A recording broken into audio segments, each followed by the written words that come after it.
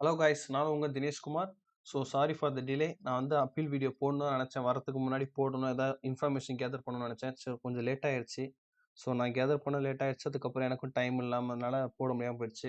இதில் உங்களுக்கு யாரெல்லாம் ரிஜெக்டட் கேண்டிடேட்ஸோ அவங்க மட்டும் கொடுத்துருக்காங்க. ரிஜெக்ட் மீன்ஸ் மெடிக்கல் அட்டன் பண்ணி டாக்டர் அன்ஃபிட்னு சொல்லியிருக்க கேண்டிடேட்ஸோட நம்பர் மட்டும்தான் இருக்கும். அவங்க மட்டும்தான் அப்பீல் பண்ண முடியும். மெடிக்கலு போல டிவி முடிச்சுட்டு மெடிக்கல் லெட்டர் எடுத்துகிட்டு போய் கொடுக்காம மெடிக்கலில் கொடுக்காம நான் வீட்டில் இருந்துட்டு நான் இப்போ ரீஅப்பீல் பண்ணுறேன், இல்லை மெடிக்கல் போயிட்டு 1 or 2 days போயிட்டு ஆள் மெடிக்கல் சென்டருக்கே போகாமல் அதுக்கப்புறம் ஆப்சென்ட்டாக வருது. அந்த மாதிரி பர்சன் அப்ளை பண்ண முடியாது. அப்பீல் எப்படி பண்ணணும்னு பார்த்தீங்கன்னா, அவங்க ஒரு அனெக்சர் ஃபார்மேட் கொடுத்துருக்காங்க. இது அனெக்சர் ஏ ஃபார்மேட்டு. இந்த ஃபார்மேட்டில் பார்த்தீங்கன்னா, இந்த ஃபார்மேட்டில் டாக்டர் ஃபில் பண்ணணும். நீங்கள் எதுவுமே இந்த ஃபார்மேட் யூஸ் பண்ணக்கூடாது. இந்த அனெக்சர் ஏன்றதுல நீங்கள் எங்கேயுமே கைப்பட எதுவும் எழுதக்கூடாது. இதில் பார்த்தீங்கன்னா, நம்ம டாக்டர் உங்கள் ஃபோட்டோஸை ஒட்டி, அதில் நீங்கள் ஃபோட்டோஸ் கூட ஒட்டி எடுத்துகிட்டு போயிடுங்க. டாக்டர் இந்த இடத்துல சிக்னேச்சர் ஒன்று போடுவாங்க. சரிங்களா? சிக்னேச்சர் ஒன்று போடுவாங்க. நெக்ஸ்ட் அவங்களோட சீல் இது பண்ணுவாங்க. அந்த நம்ம சிபெட் போகும்போது நம்மளுக்கு போட்டிருந்தாங்க இல்லையா, நம்ம ஃபோட்டோ மேலே பார்த்தீங்கன்னா ஃபோட்டோவில் சைனு சீல் போட்டிருந்தாங்க. அந்த மாரி சீல். இதுல உங்கள் பேர், உங்கள் அப்பா பேர், அட்ரஸ் இதெல்லாம் போட்டு உங்களுக்கு 2 ஐடென்டிஃபிகேஷன் மார்க் எழுதுவாங்க. இந்த 2 ஐடென்டிஃபிகேஷன் மார்க் நீங்கள் எதை கொடுக்குறதுன்னா, நீங்கள் டாக்குமெண்ட் போகும்போது உங்களுக்கு செக் பண்ணி எழுதிருப்பாங்க இல்லையா, மேக்ஸிமம் அதே கொடுக்க பாருங்க. எதனால பார்த்தீங்கன்னா அவங்க ஈஸியாக ஃபைண்ட் அவுட் பண்ணுறதுக்காண்டி சொல்கிறேன் நான். இதெல்லாம் போட்டு இது உங்களோட போஸ்ட் என்னன்னு இது எல்லாமே டாக்டர் தான் ஃபில் பண்ணணும். சரிங்களா? அது முடிச்சக்கப்புறம் இந்த இடத்துல உங்களுக்கு ஸ்பெசிஃபிக்காக இது ஸ்டாண்டர்ட் A1க்கான இதுதான். அதாவது ஐஸுக்கு மட்டும்தான் இந்த சர்டிஃபிகேட்னு கிடையாது. எதுவா இருந்தாலும் நீங்க இந்த இதில ஃபில் பண்ணிக்கலாம். சில பேத்துக்கு எனக்கு தெரிஞ்ச ஃப்ரெண்ட்ஸ்லாம் சொல்லியிருந்தாங்க, கொஞ்சம் ஹார்ட் பெருசா இருக்குன்ற மாரி. சில பேத்துக்கு ஹெட்ல கொஞ்சம் ஆப்ரேஷன் பண்ணியிருக்கேன்ற மாரிலாம் சொல்லியிருந்தாங்க. அந்த மாரி ஸ்பெசிஃபிக்கா இது ஹைக்கு மட்டும் தான் கிடையாது. எது வேணுமா நீங்க யூஸ் பண்ணிக்கலாம். இந்த இடத்துல உங்களோட இது மென்ஷன் பண்ணிக்கலாம். நீங்க எந்த இதுக்கு இது பண்றீங்களோ அத எழுதிருவாங்க. டாக்டர் அதோட ரீமார்க் எழுதிருவாங்க. ஃபிட்டா இருந்தா ஃபிட்ன்னு சொல்லி குடுக்குறது, இல்ல அன்ஃபிட்ன்ற மாரி மென்ஷன் பண்றது. அந்த மாரி இது டாக்டர் இங்க ஃபில் பண்ணுவாங்க. ஃபில் பண்ணதுக்கப்புறம் டாக்டர் டீட்டெயில்ஸ் ஒரு கீழ வரது பார்த்தீங்கன்னா, full and full doctor details. எதனால பார்த்தீங்கன்னா, இது ஒரிஜினலாவே டாக்டர் ஃபில் பண்ணி குடுத்து, நீங்க உண்மையிலே ஃபிட்டா இருக்கீங்கன்றதுக்காண்டி ப்ரூஃப். இதுல டாக்டரோட சிக்னேச்சர் குடுக்கணும். டாக்டர் நேம் இருக்கும். இதுல எம்சி மெடிக்கல் ரெஜிஸ்டர் நம்பர் இருக்கு இல்லையா, அந்த நம்பர் குடுப்பாங்க. இல்லன்னா ஸ்டேட் ரெஜிஸ்டர் நம்பர் குடுப்பாங்க. குடுத்ததுக்கப்புறம் இந்த டெஸ்டினேஷன், மொபைல், இமெயில் ஐடி, அட்ரஸ்லாம் இருக்குல்ல, இதுக்கு பதிலா அவங்க என்ன பண்ணிருக்காங்க, இந்த இடத்துல ஒரு சீல் கூட வச்சுக்கலாம். அந்த சீல் வச்சுட்டாலே அதுல ஃபுல் டீட்டெயில்ஸ் இருக்கும். அதனால தேவைப்படாது. முக்கியமா டாக்டர் சிக்னேச்சர் இருக்கும். டாக்டர் நேம் இருக்கும். அவ்வளோதான். உங்களுக்கு எதுல உங்களுக்கு அன்ஃபிட் சொல்லியிருக்காங்களோ, அதாவது நம்ம இப்போ ரிசல்ட்ல பார்த்தீங்கன்னா, நார்மலா A1 அன்ஃபிட்ன்ற மாரி தான் குடுத்துருக்காங்க. எந்த ஸ்பெசிஃபிகேஷனும் குடுக்கல. ஆனா உங்களுக்கு சொல்லியிருப்பாங்க இல்லையா, நீங்க மெடிக்கல் பண்ணும்போது இந்த பெர்சன் இந்த இதுக்காண்டி ரிஜெக்ட் ஆகுறாங்க மாரி. ஏன்னா சில பேர் சொன்னாங்க, "இல்ல ப்ரோ நான் A1 கரெக்ட், அதாவது ஐஸ் கரெக்ட்டா இருக்குன்னு தான் மென்ஷன் பண்ணியிருந்தேன். ஞாபகம் இருக்குன்னு" சொல்லி சொன்னாங்க. அந்த மாரி கேண்டிடேட்க்கு ஏதாவது சொல்லி விட்டுருப்பாங்க. இதனால தான் உங்கள ரிஜெக்ட் பண்றோம். நீங்க இது பண்ணுங்கன்ற மாரி சொல்லியிருப்பாங்க. அப்பீல் பண்ணிக்கோங்கன்ற மாரி. அதுக்கான ஃபார்மேட் தான் இது. இதுல முக்கியமா இன்னொரு ஃபார்மேட், இந்த அனெக்ஸர் பி இருக்கு பாருங்க. இது ஃபுல் அண்ட் ஃபுல் நீங்க ஃபில் பண்ணணும். இது செல்ஃபாவே நம்ம தான் ஃபில் பண்ணணும் இத. இதுல உங்க நேமு, இப்போ என்னோட நேம் SDKன்னு போடுறேன். அடுத்து என்ன ரோல் நம்பர். ரோல் நம்பர்ன்றது ரிஜிஸ்டர் நம்பர் இருக்கு இல்லையா, நம்மளுக்கு இதுல CBD2 ரோல் நம்பர் இருக்கு பார்த்தீங்களா, அந்த ரோல் நம்பர் குடுத்துக்கோங்க. 18124 சம்திங் என்னமோ வரும்னு நெனைக்கிறேன். அந்த நம்பர் ஃபுல்லா இது பண்ணிக்கோங்க. உங்க மொபைல் நம்பர், நீங்க எந்த நம்பர் வச்சு லாகின் பண்ணீங்களோ அந்த மொபைல் நம்பரு. அடுத்து பார்த்தீங்கன்னா, உங்க இமெயில் ஐடி இதெல்லாம் ஃபில் பண்ணிட்டு, இதெல்லாம் உங்க கைப்பட நீங்க எழுதணும். வேற ஒருத்தவங்க குடுத்து எழுதக்கூடாது. உங்க கைப்பட நீங்க எழுதணும் இத. நெக்ஸ்ட் பார்த்தீங்கன்னா, இது மை நேம். இது உங்க நேம் என்ன நேம் குடுத்துருக்கீங்களோ அந்த நேமு. அடுத்து roll number, exam roll number. அடுத்து பார்த்தீங்கன்னா, attend the document verification on இந்த டேட்ன்றது போட்டுக்கோங்க. ஃபார் த போஸ்ட் ஆஃப் சென் ALP assistant loco pilot ALP. என்னைக்கு நீங்க டாக்குமெண்ட் அட்டெண்ட் பண்ணீங்களோ அந்த டாக்குமெண்ட் டேட் குடுத்துக்கோங்க. அடுத்து attend the medical exam hospital, எந்த ஹாஸ்பிட்டல். திருச்சினா திருச்சி ஹாஸ்பிட்டல். அது டேட்னா 4, அது அடுத்த நாள் திருச்சி அந்த மாரி. சரிங்களா? For medical standard A1. A1. அடுத்து the hospital authorised declare me unfit. எந்த இதுல உங்களுக்கு அன்ஃபிட் பண்ணாங்கன்னு மென்ஷன் பண்ணியிருப்பாங்க. அதாவது சொல்லியிருப்பாங்க இல்லையா டாக்டர், அந்த இது. இப்போ ஐஸ்னா ஐஸும் குடுத்துட்டு, யார் wish to go for appeal. Appeal குடுத்துட்டு, இது போய் டிராஃப்ட் நம்பர் நான் லேட்டர் சொல்றேன். டேட் நீங்க இஷ்யூ, அதாவது டிராஃப்ட் நம்பர், அது டேட் எப்போ இஷ்யூ பண்ணாங்கன்ற மாரி.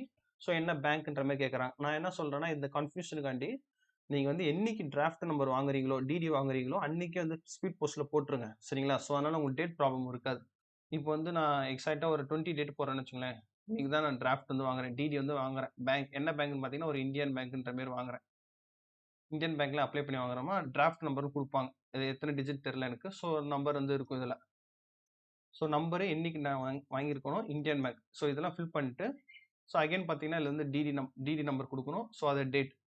இந்த டேட்டே குடுக்க போறீங்க. இல்ல உங்க சிக்னேச்சர். உங்களோட சிக்னேச்சர் போட்டதுக்கப்புறம், இந்த அனெக்ஸர் ஏ ஃபார்மேட்டையும், அனெக்ஸர் பி சரிங்களா? ஏ, பி அடுத்து ஒரு டிடி.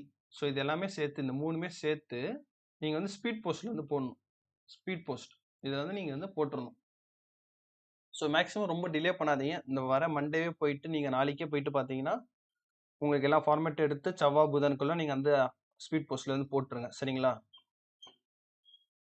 ஸோ இதுல இருந்து என்ன சொல்லியிருக்காங்க பார்த்தீங்கன்னா, இந்த ப்ரொசீஜர் அப்பீல் வந்து என்ன கேட்டிருக்காங்க, உங்களுக்கு வந்து ₹1000 பே பண்ணணும். இது எங்கன்னு கேட்டீங்கன்னா, நீங்க எந்த பேங்க்ல வேணுமோ போங்க. போயிட்டு நான் டிடி பே பண்ணணுன்ற மாரி சொல்லுங்க.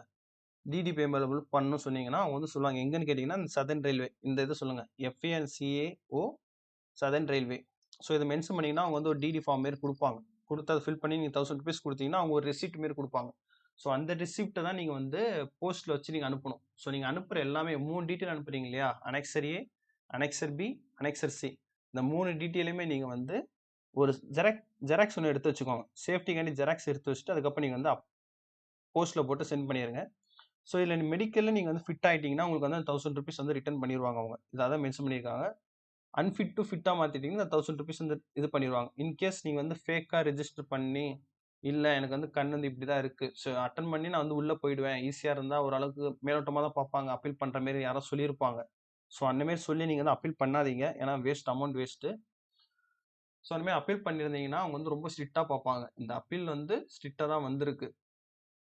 ஸோ இது பார்த்தீங்கன்னா, ஆல்ரெடி ரிஜிஸ்டர் பண்ணவங்கள்ட்ட வந்து நான் டேட்டா வாங்கியிருக்கேன். நான் நான் அதுக்கப்புறம் காட்டுறேன் உங்களுக்கு. ஸோ ரொம்ப ஸ்ட்ரிக்ட்டா இருக்கும். அதனால சும்மா டைம் வேஸ்ட் பண்றதுக்கோ, அமௌண்ட் வேஸ்ட் பண்றதுக்கோ பண்ண வேண்டாம். சரிங்களா?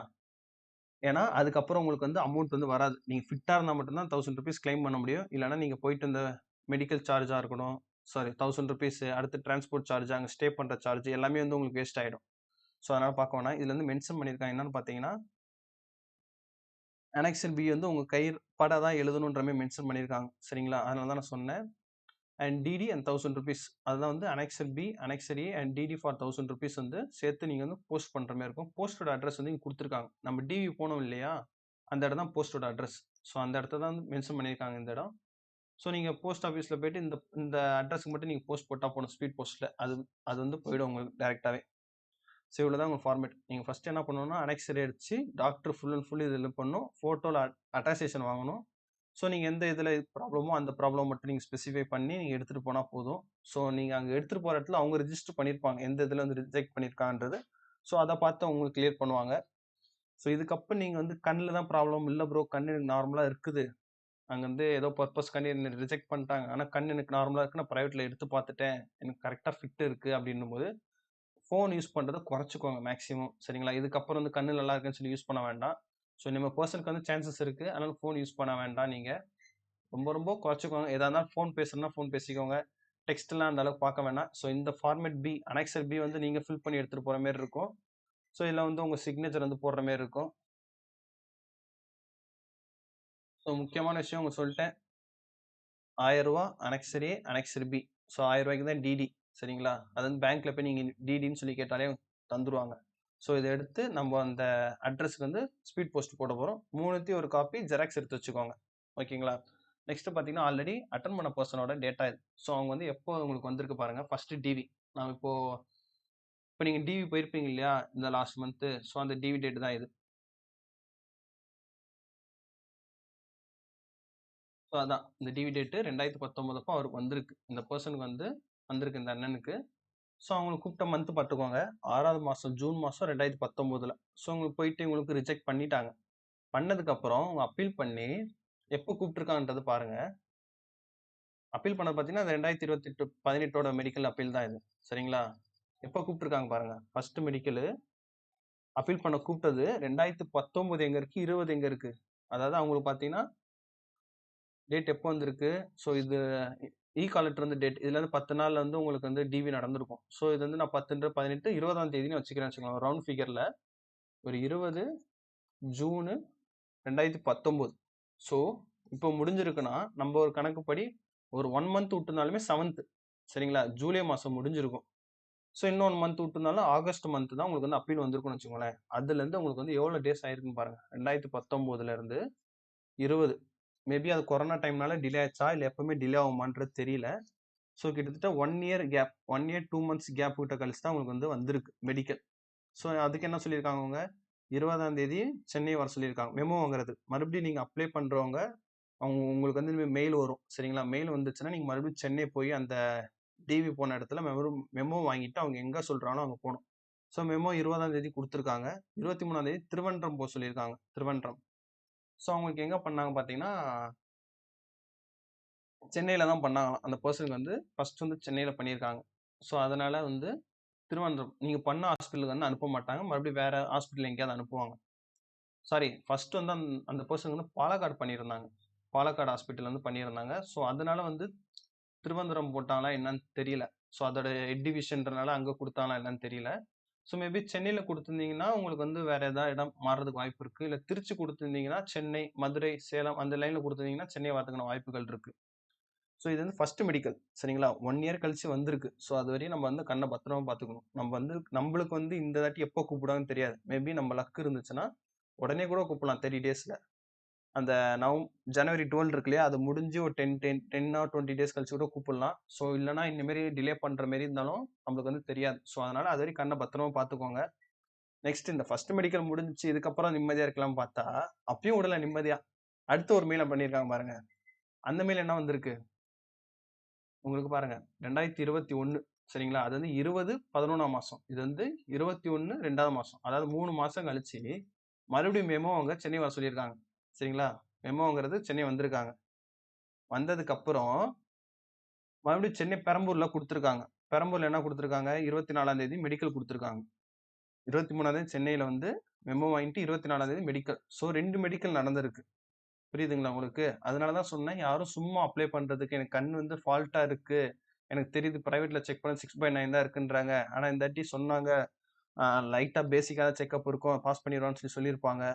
ஸோ அத நெனச்சு நீங்க வந்து போக வேணாம்னு சொல்றேன். உண்மையிலேயே உங்களுக்கு வந்து கண்ணு பக்காவா இருக்கு. எனக்கு என்ன ப்ராப்ளமும் இல்லன்னா, நீங்க வந்து அப்ளை பண்ணி போலாம். ஏன்னா அது 1 இயர் டைம் கேப் இருக்கு. 2 டிவி நடத்துறாங்க. சாரி 2 மெடிக்கல் நடத்துறாங்க உங்களுக்கு. ஸோ இதுலயே எவ்வளோ சின்சியாரிட்டின்றது உங்களுக்கு தெரிஞ்சிரும். எவ்வளோ ஸ்ட்ரிக்ட்டா பார்க்குறாங்கன்றது உங்களுக்கு தெரிஞ்சிரும். 2 மெடிக்கல். ஸோ அதனால தான் சொல்றேன். வேஸ்ட் பண்ண வேண்டாம். உங்களுக்கு கரெக்ட்டா இருந்துச்சு. உங்களுக்கு கான்ஃபிடென்ட் இருக்கு. என்னால முடியும் ப்ரோ. கரெக்ட்டா இருந்துச்சு. நான் இப்போ ப்ரெஷரு, ஒர்க் போயிட்டு வந்து பார்த்தேன். இல்ல நைட் டிராவல் பண்ணிட்டு வந்து மெடிக்கல் அட்டெண்ட் பண்ணேன். அதனால சரியா தெரியல. என்னால ஃபோக்கஸ் பண்ண முடியலன்ற பெர்சன் இப்போ கரெக்ட்டா இருக்குன்றவங்க கட்டாயம் வந்து அப்ளை பண்ணுங்க. ஸோ உங்களுக்கும் கிடைக்கும். அண்ட் கான்ஃபிடென்ட்டோட இருங்க. எல்லாமே நல்லதே நடக்கும். அண்ட் தேங்க் யூ ஃபார் வாட்சிங்.